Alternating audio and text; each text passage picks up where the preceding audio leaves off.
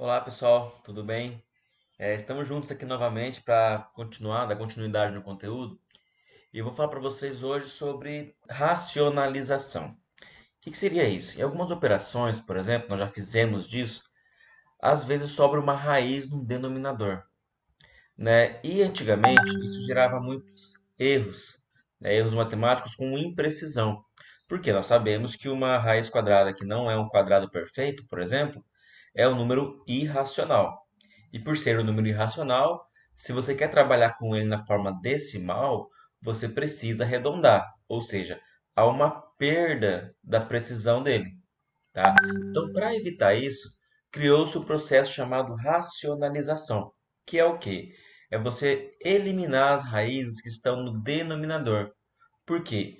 Quando uma raiz, um número irracional, está no denominador, o erro é maior do que quando ele está no numerador. Tá? Então, para evitar essa diminuição da precisão, há o processo de racionalização. Pega a apostila de vocês lá, vamos acompanhar pela apostila, página 63. Então, eu vou dividir a tela aqui e esse aqui é o conteúdo que está na apostila na página 63.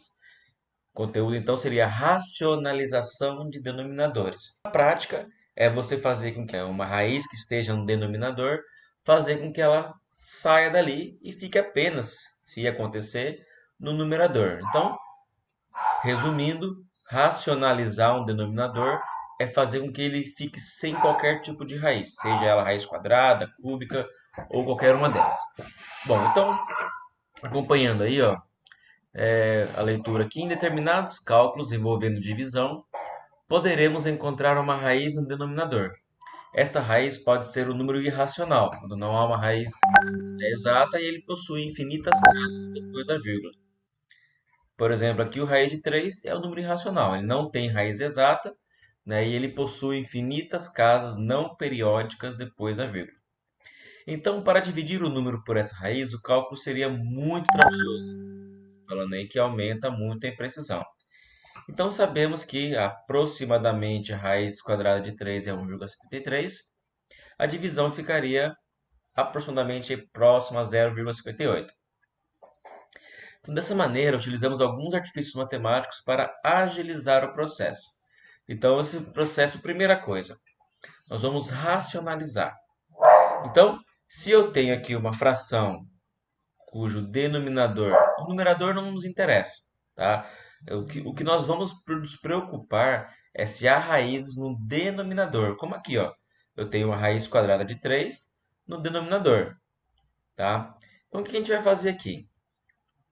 Eu vou multiplicar por 1, mas é um especial, porque a gente sabe que quando multiplica por 1, o número não muda. O 1 é um elemento neutro da multiplicação. Então, a ideia aqui, deixa eu só ver. Então, a ideia aqui é a seguinte, ó. Eu tenho esse 1 especial, nós sabemos que qualquer número dividido por ele mesmo é igual a 1. Então, ao invés de escrever apenas 1, que realmente não mudaria nada, nós vamos usar isso aqui, ó, esse artifício. Nós vamos pegar ó, a mesma raiz que eu tenho embaixo e vamos multiplicar ela tanto embaixo quanto em cima. Porque isso daqui, ó, raiz de 3 por raiz de 3 é igual a 1. Ou seja, eu estou multiplicando por 1 e na prática, numericamente, né, a resposta não sofreria alteração. Mas o que nós precisamos é que o formato disso mude. E nós vamos conseguir através disso. Então aqui eu tenho raiz de 3 embaixo, eu vou multiplicar por raiz de 3 tanto embaixo quanto em cima. Por que eu faço isso? Porque quando eu pego e multiplico a raiz de 3 pela raiz de 3, dá a raiz de 9. E a raiz de 9 é 3. Ou seja, deixamos de ter uma raiz no denominador, que é o objetivo desse processo. Enquanto que em cima ficaria 1 vezes a raiz de 3, a resposta própria raiz de 3.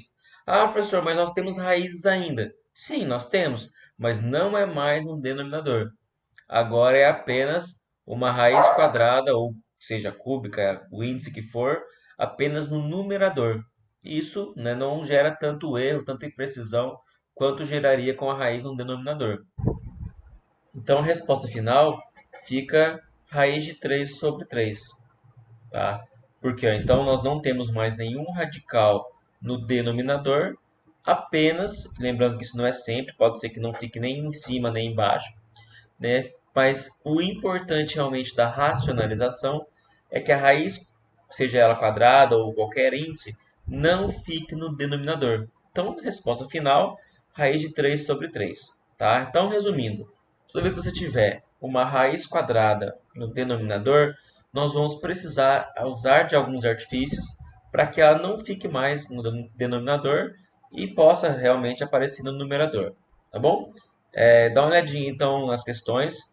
Tá? Agora vocês teriam condições, por exemplo, de resolver a página 69 quase que por completo, tá bom? Mas é isso aí, galera. Até mais.